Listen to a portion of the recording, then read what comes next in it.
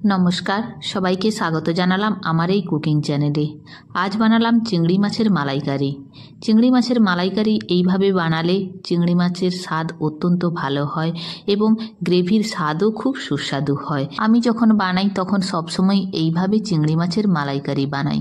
চিংড়ি মাছের মালাইকারি বানানোর জন্য আমি গোটা চিংড়ি মাছ নিয়েছি। কিভাবে এগুলোকে ছাড়িয়ে নেব সেগুলো আপনাদের দেখাচ্ছি। প্রথমে দুটো বড় দাঁড়া আমি ফেলে দিয়েছি, ভেঙে ফেলে দিয়েছি। আপনারা যদি বড় দাঁড়াগুলো রাখতে চান তাহলে রেখে দিতে পারেন। উপরের দিকে যে কাঁটার মতো অংশটা রয়েছে সেটাকে কেটে দিয়েছি, তারপর চোখ দুটোকে কেটে দিয়েছি এবং পরপর তার পাগুলো এবং শুঁড়গুলোকে কেটে দিচ্ছি। চিংড়ি মাছের মাথার দিকে একটা বর্জ্য পদার্থ থাকে চিংড়ি মাছের, সেই বর্জ্য পদার্থ বের করে দেওয়ার জন্য আমি ত্রিকোণ আকৃতি করে কেটে নিয়ে তার থেকে এই বর্জ্য পদার্থগুলো বের করে দিলাম। বর্জ্য পদার্থটা বের করে দেওয়ার পর যে হলুদ অংশটা দেখতে পাবেন সেটা কখনোই বের করতে যাবেন না। ওইটা খেতে খুব সুস্বাদু লাগে এবং ওইটা থাকলে তরকারির স্বাদও অনেকটা বেড়ে যায়। তারপর মাথার নিচে পিঠ বরাবর কিছুটা ডিপ করে কেটে দিতে হবে। পিঠ বরাবর একটা সুতোর মতো অংশ মাথা থেকে লেজ পর্যন্ত রয়েছে, ওইটা টেনে বের করে দিতে হবে। একটা কাঠি দিয়ে কিংবা হাত দিয়ে যদি সম্ভব হয় তাহলে এইভাবে বের করে দিতে হবে। তারপর লেজটাকে এইভাবে কেটে দিতে হবে। এইভাবে কেটে দিলে চিংড়ি মাছ ছাড়িয়ে খেতে সুবিধে হয়। চিংড়ি মাছ পরিষ্কার করে নেওয়ার সময় মাথার ওই বর্জ্য পদার্থটা এবং পিঠ বরাবর যে সুতোর মতো অংশটা রয়েছে ওইটাকে অবশ্যই বের করে দিতে হবে। তারপর একটা মশলা মাখিয়ে নিয়েছি, হলুদ এবং কাশ্মীরি লঙ্কার গুঁড়ো এবং লবণ দিয়ে মাছগুলোকে মাখিয়ে আধ ঘন্টার জন্য ম্যারিনেট করে রেখে দিতে হবে। মালাইকারি বানানোর জন্য নারকেল দুধ লাগবে। তার জন্য আমি একটা নারকেলের হাফ মালাকে কুড়িয়ে নিয়েছি, তারপর সেটা মিক্সিং জারে একটু মিক্স করে নিয়ে এসেছি। তারপর একটা পরিষ্কার পাতলা কাপড় একটা পাত্রের উপর রেখে দিয়ে নারকেল দুধ নিগড়ে বের করে নেব। নারকেল দুধ বের করে নেওয়ার পর রেখে দিয়েছি। তারপর একটা মশলা বানিয়ে নেব এই মালাইকারিতে দেওয়ার জন্য।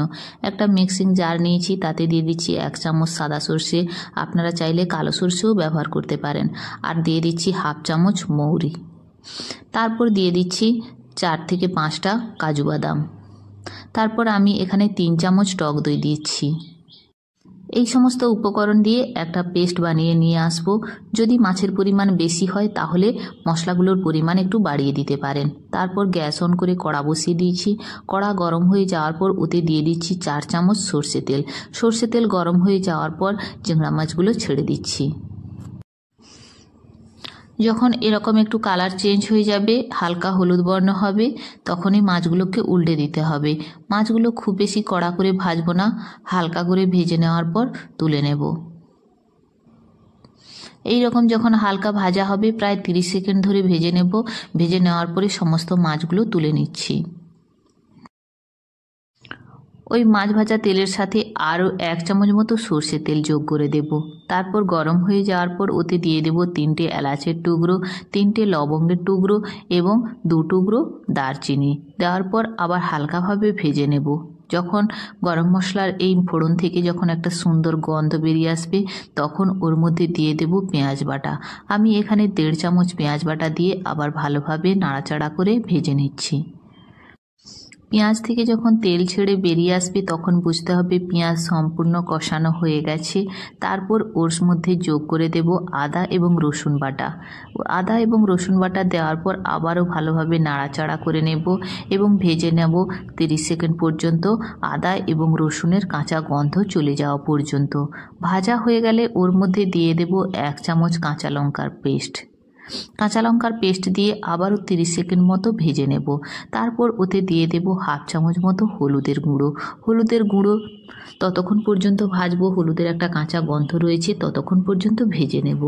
তারপর ওর মধ্যে দিয়ে দেব 1 চামচ কাশ্মীরি লঙ্কার গুঁড়ো। তারপর যে পেস্ট বানিয়ে রেখেছিলাম সর্ষে, মৌরি, কাজু বাদাম এবং টক দইয়ের যে পেস্ট বানিয়ে রেখেছিলাম সেইটা দিয়ে দিলাম। তারপর সেই মিক্সিং জার ধুয়ে একটু জল দিয়ে দিলাম। তারপর প্রথমে দিয়ে দিলাম 1 কাপ নারকেলের দুধ। তারপর দিয়ে দিচ্ছি 1 কাপ গরুর দুধ, প্লেন লিকুইড দুধ 1 কাপ দিয়ে দিলাম। তারপর ওর মধ্যে দিয়ে দিচ্ছি স্বাদ মতো লবণ দিয়ে নাড়াচাড়া করে ঝোল 2 থেকে 3 মিনিট ফুটিয়ে নেব।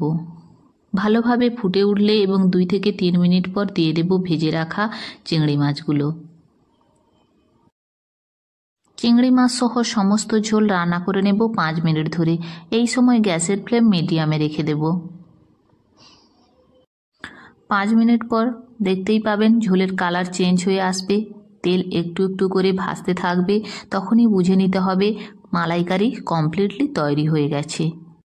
এইভাবে আপনারাও বানিয়ে ফেলুন চিংড়ি মাছের মালাইকারি। এইভাবে চিংড়ি মাছের মালাইকারি বানালে চিংড়ি মাছের স্বাদও যেমন বেড়ে যায়, ঠিক তেমনি গ্রেভির স্বাদও অত্যন্ত দুর্দান্ত হয়।